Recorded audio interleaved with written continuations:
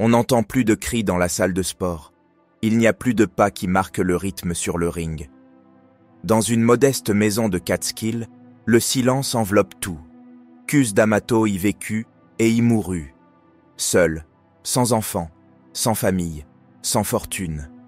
Le monde semble l'avoir oublié. Mais il fut un temps où sa voix définissait les destins, dans lequel ses yeux détectaient des champions là où d'autres ne voyaient que des enfants brisés. Qui était vraiment cet homme au visage sévère et au regard profond? Qu'est-ce qui vous a poussé à consacrer votre vie à la formation des guerriers? Et pourquoi a-t-il choisi de mourir dans l'ombre, sans revendiquer la gloire qu'il a contribué à construire? Cet homme était un visionnaire et un obsessionnel. C'est l'histoire de l'homme qui a inventé des champions pour cacher sa propre douleur, Cus D'Amato.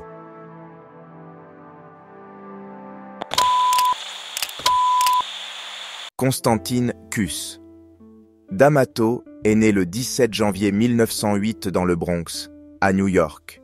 Il était le fils d'immigrants italiens, issus d'une famille de la classe ouvrière qui connaissait la dureté du travail physique, le silence du sacrifice et la soif d'une vie meilleure. Son enfance s'est déroulée dans des rues difficiles, où les toits fuyaient, les poches étaient toujours vides, et la violence faisait partie du paysage quotidien. Le Bronx n'était pas un endroit pour rêver. Il s'agissait avant tout d'une question de survie au quotidien. Cus n'a pas eu une enfance facile. Très jeune, il perd un œil après avoir été frappé lors d'une bagarre de rue, ce qui met fin à jamais à toute chance de devenir boxeur professionnel. Mais ce coup ne l'a pas découragé. Au contraire, c'était l'origine d'une flamme. S'il ne pouvait pas être celui qui combattait, il serait celui qui préparerait celui qui le pourrait. Là où d'autres voyaient une porte fermée, il a commencé à construire un nouveau chemin. Dès son plus jeune âge, il ressent une fascination presque obsessionnelle pour la boxe, non pas comme un spectacle, mais comme une science, comme un moyen de mettre de l'ordre dans le chaos du monde. Il a lu des informations sur les techniques, étudié les styles, mémorisé des biographies de boxeurs et pris des notes dans de vieux cahiers. Son monde a toujours été sur le ring depuis le début.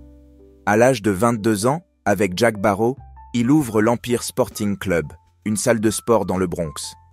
Je n'avais pas beaucoup de ressources, de contacts ou de réseau de soutien. Il n'avait qu'un lit dans un bureau à la salle de sport, une serviette sur l'épaule et une idée fixe. Un jour, il entraînerait un champion du monde. Pendant des années, il a littéralement vécu là, dans la salle de sport, dormant entre des sacs de couchage, respirant la sueur et la solitude, attendant. Je cherche quelque chose. Beaucoup l'ont ignoré, beaucoup l'ont trahi. Même lorsqu'ils ont commencé à briller sous son regard, ces boxeurs ont fini par l'abandonner pour des promoteurs avec plus de renommée, plus d'argent ou plus de pouvoir. Rocky Graziano était l'un d'entre eux. Cus l'a découvert, l'a formé, a cru qu'il était le sien. Mais lorsque les offres importantes ont commencé à arriver, Graziano est parti. Cus l'a regardé devenir champion du monde, depuis les tribunes. Mais il n'a jamais abandonné, parce qu'il ne s'est pas entraîné pour la célébrité. Il s'est entraîné parce qu'il y avait quelque chose de brisé en lui, quelque chose qui ne pouvait être guéri qu'en regardant quelqu'un d'autre réussir. Et il ne savait pas encore que sa plus grande histoire n'était pas encore arrivée. En 1952, Cus D'Amato rencontre un jeune homme de Brooklyn nommé Floyd Patterson. Il avait 17 ans, il était timide, calme, un garçon afro-américain avec un passé tumultueux et un avenir incertain. Mais Cus a vu quelque chose en lui que les autres n'ont pas vu. Aucune force, pas de vitesse. Il a vu la peur. Et il a compris qu'un boxeur qui a peur peut être le plus dangereux de tous, s'il apprend à la contrôler. Cus l'a adopté, l'a entraîné, l'a formé avec une précision presque militaire. Il a façonné son esprit. Il lui a inculqué une façon de penser, de voir le monde, de vivre la boxe comme si c'était une cause spirituelle. La salle de sport est devenue un temple. Cus était le prêtre, et Patterson son premier prophète. La même année, Patterson remporte la médaille d'or aux Jeux Olympiques d'Helsinki. Mais pour Cus, ce n'était que le prologue, le début de tout. Il l'a amené au professionnalisme et l'a méticuleusement préparé pour un seul objectif, devenir champion du monde des poids lourds. En 1956, l'occasion se présente. Rocky Marciano avait pris sa retraite, laissant le titre vacant. Patterson a affronté Archie. À 21 ans, il devient le plus jeune champion du monde des poids lourds. Pour Cus, c'était la validation d'une vie de renoncement. Je l'avais fait. Enfin. Mais il ne l'a pas célébré avec ostentation. Il ne s'est jamais intéressé alors aux caméras ou aux gros titres. Ce qui comptait pour lui, c'était le contrôle. Il commença alors à élaborer une stratégie avec une précision chirurgicale. Conserver le titre sans s'exposer à des combats risqués. Il a soigneusement sélectionné les adversaires de Patterson. Roy Harris, Brian London, Tom McNeely, tous des rivaux techniquement inférieurs, mais commercialement vendables. Cus voulait protéger son élève. Et même si certains le critiquaient pour avoir évité des concurrents plus forts, comme Eddie Machen ou Cleveland Williams, la réalité était que Cus comprenait le métier comme personne d'autre. Cus était un architecte, un stratège, un gardien. Je savais qu'un champion ne se forme pas seulement sur le ring. Aussi dans la salle de presse, dans le bureau du promoteur, dans la solitude du vestiaire avant le combat. Le style qu'il promouvait était également différent. Il a développé et perfectionné le système du coucou, une garde fermée avec les poings devant le visage et des mouvements de tête constants et agressifs. Un système de défense offensif comme il l'appelait. Beaucoup l'ont critiqué pour son côté démodé, peu attrayant et limité. Mais ça a marché. C'était efficace. Mortel, Cus est devenu un nom respecté, bien que jamais pleinement accepté par l'establishment de la boxe. Il se méfiait des promoteurs, des mafias sportives et des interviews. Il n'a jamais fait partie du système. Il a toujours été un étranger, mais il était un outsider avec un champion du monde. Au cours des années 1950 et du début des années 1960, Cus D'Amato était l'un des hommes les plus influents de la boxe américaine. Ses phrases sont devenues légendaires. La peur est comme le feu. Si vous la contrôlez, elle vous échauffe. Si elle vous contrôle, elle vous brûle. Son ascension n'a pas été fulgurante. C'était lent, construit sur la patience, l'obsession et une conviction absolue dans sa méthode. Mais chaque victoire de ces boxeurs était une victoire sur le rejet, la pauvreté et la trahison. Mais le monde de la boxe, malheureusement pour lui, est impitoyable. Les mêmes personnes qui vous applaudissent un jour vous abandonnent le lendemain. Et bien que Cus ait atteint le sommet, il ne savait pas que la montagne sur laquelle il se tenait commencerait à trembler plus tôt qu'il ne l'imaginait. La gloire ne faisait que commencer, mais la trahison allait à nouveau frapper à sa porte. Le sommet, aussi glorieux soit-il, tremble toujours devant les vents de l'ego, de la peur et de la désobéissance. La première fissure est apparue lorsque Floyd Patterson a commencé à remettre en question la vision de son mentor. Cus était protecteur, voire paranoïaque. Il a refusé de laisser Patterson affronter Sonny Liston, non pas à cause d'une peur sportive, mais à cause de quelque chose de plus profond. Liston avait des liens avec le crime organisé. Cus, qui s'était toujours méfié des promoteurs et des mafias de la boxe, savait qu'accepter ce combat revenait à entrer dans un territoire dangereux, où les règles étaient conservées dans des bureaux obscurs.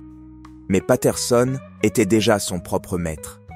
Il se sentait sous pression de la part des médias, des fans, de sa fierté. Finalement, il a décidé de l'affronter.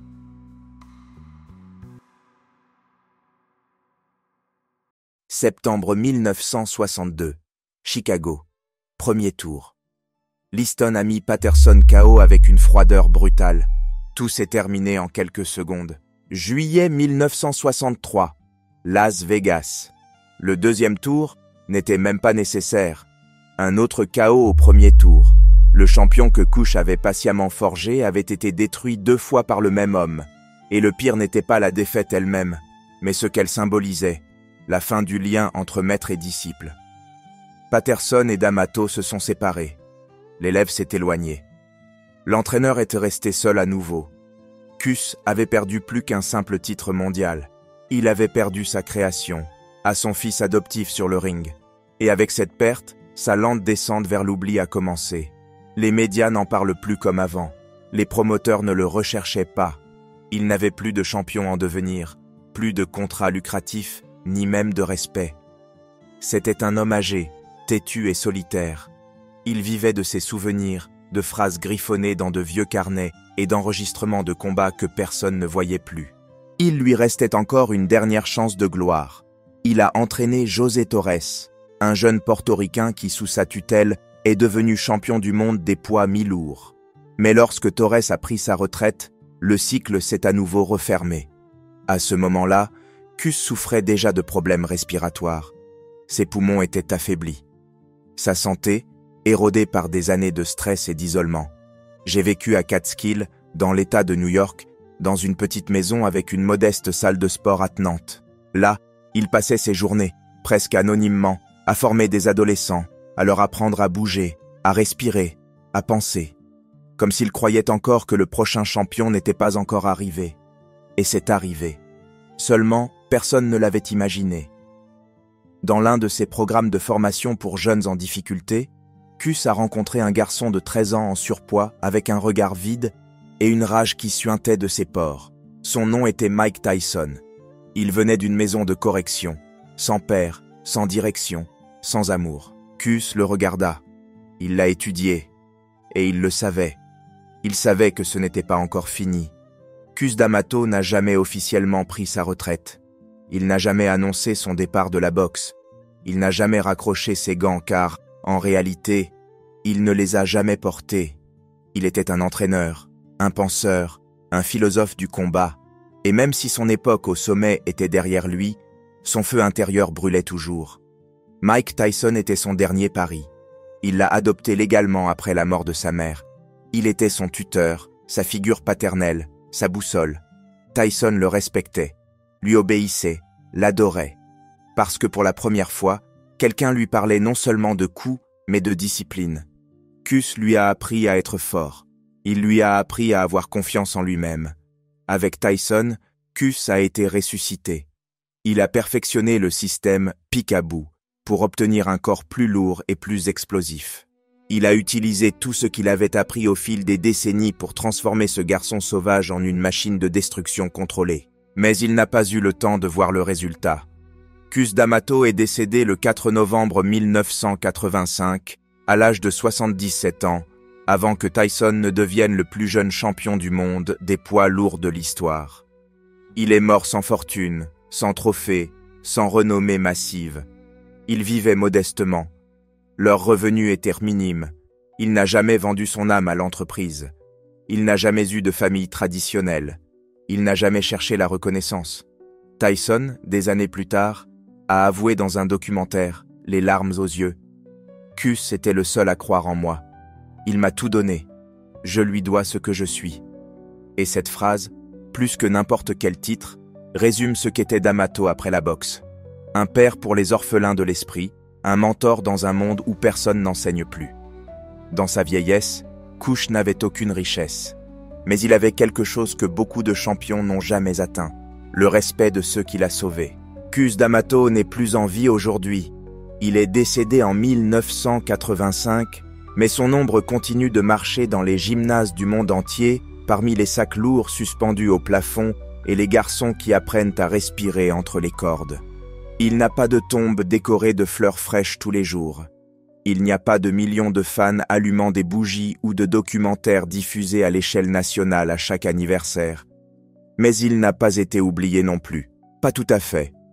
En 1993, une rue de New York, celle-là même où il rêvait autrefois de former des champions, a été rebaptisée en son honneur, Cus D'Amato Way. Ce n'était pas un hommage ostentatoire, mais c'était symbolique. Ce bloc de la 14e rue porte encore l'écho de leurs pas, de leurs cris, de leur foi. En 1995, il a été intronisé au temple de la renommée de la boxe. La reconnaissance est arrivée tardivement, comme cela arrive toujours à ceux qui ne se sont pas vendus au système. À cette époque, beaucoup de ceux qui l'avaient critiqué de son vivant n'étaient plus parmi nous. Et ceux qui se souvenaient de lui le faisaient avec respect, bien qu'à voix basse. Aujourd'hui, Cus D'Amato n'apparaît pas dans le classement des entraîneurs les plus en vue. Son nom n'est pas mentionné aussi souvent qu'il le mérite dans les débats sur les grandes légendes. Mais si vous demandez aux vrais étudiants de boxe, ceux qui lisent entre les lignes, sa silhouette devient gigantesque. Il n'a laissé aucun enfant biologique, il n'avait pas de famille. Mais il a laissé quelque chose de plus fort, une école, une façon de penser, une ligne directe entre le corps, l'esprit et le cœur. Aujourd'hui, il y a des entraîneurs qui ne l'ont jamais rencontré en personne, mais qui suivent ses principes comme s'ils étaient nés dans sa salle de sport. La salle de sport de Catskill où Mike Tyson s'est entraîné est toujours en activité. Devenu lieu de pèlerinage pour les jeunes boxeurs, il est entretenu par ceux qui l'ont connu ou ont hérité de sa manière d'enseigner. Les murs sont décorés de vieilles photos, de coupures de journaux et de citations de lui écrites au marqueur épais. La peur est comme le feu, elle peut vous réchauffer ou vous brûler. Tout dépend de la façon dont on l'utilise. Mike Tyson, qu'il a porté dans son cœur tout au long de sa carrière, a parlé de lui dans des dizaines d'interviews, de livres et de documentaires. Au fond, il semblait toujours se battre non seulement pour lui-même, mais pour honorer l'homme qui lui avait appris à aimer la boxe, et lui-même. Cus n'est plus là pour corriger les positions, pour élever la voix ou pour dire que tout n'est pas une question de victoire. Mais c'est dans les gants, dans la sueur, dans les silences entre les rounds. C'est dans chaque jeune homme perdu que l'on trouve un sens en frappant un sac. Dans chaque entraîneur qui décide de développer les gens avant les champions. Son corps a disparu il y a des décennies. Son héritage? Non. Cus D'Amato était plus qu'un entraîneur. C'était un rêveur obstiné qui a choisi de ne pas se soumettre aux mafias de la boxe. Un professeur sans enfant qui a élevé des champions comme s'ils étaient de sa propre chair et de son propre sang. Un philosophe de la douleur qui a transformé la peur en outil et la défaite en leçon. Il n'avait aucun charisme pour la presse, aucun contrat de plusieurs millions de dollars et aucun sourire pour les caméras. Mais il avait quelque chose de plus précieux, des principes. Il avait des convictions qui ne cédaient pas alors à la gloire ou à l'échec. Il a entraîné Floyd Patterson, à José Torres. Et enfin, le plus féroce de tous, Mike Tyson.